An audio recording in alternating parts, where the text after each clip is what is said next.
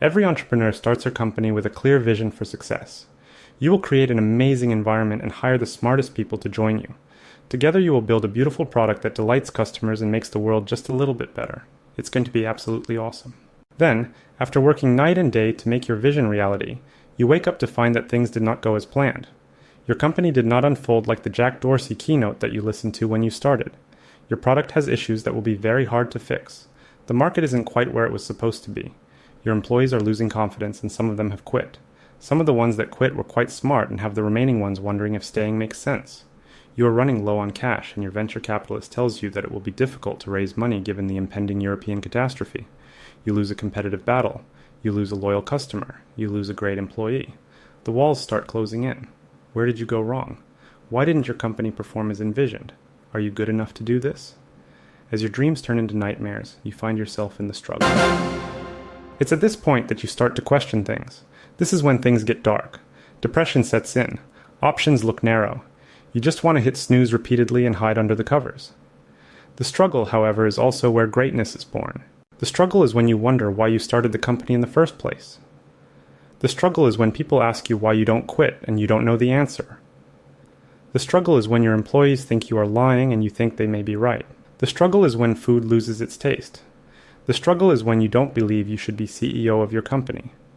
The struggle is when you know that you are in over your head and you know that you cannot be replaced. The struggle is when everybody thinks you are an idiot, but nobody will fire you. The struggle is where self-doubt becomes self-hatred. The struggle is when you are having a conversation with someone and you can't hear a word that they are saying because all you can hear is the struggle. The struggle is when you want the pain to stop. The struggle is unhappiness. The struggle is when you go on vacation to feel better and you feel worse. The struggle is when you are surrounded by people and you are all alone. The struggle has no mercy. The struggle is the land of broken promises and crushed dreams.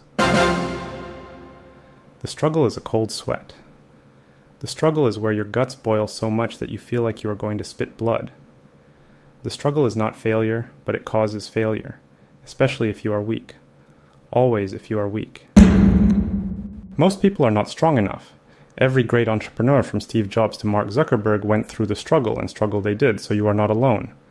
But that does not mean that you will make it. You may not make it. That is why it is the struggle. The struggle is where greatness comes from. Here are some things to help you through the struggle. Point 1. Don't put it all on your shoulders.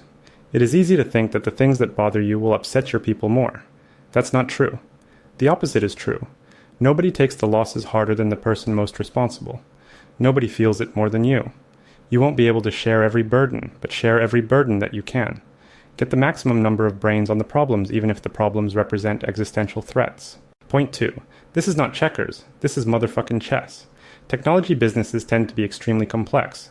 The underlying technology moves, the competition moves, the market moves, the people move. As a result, like playing three-dimensional chess on Star Trek, there is always a move.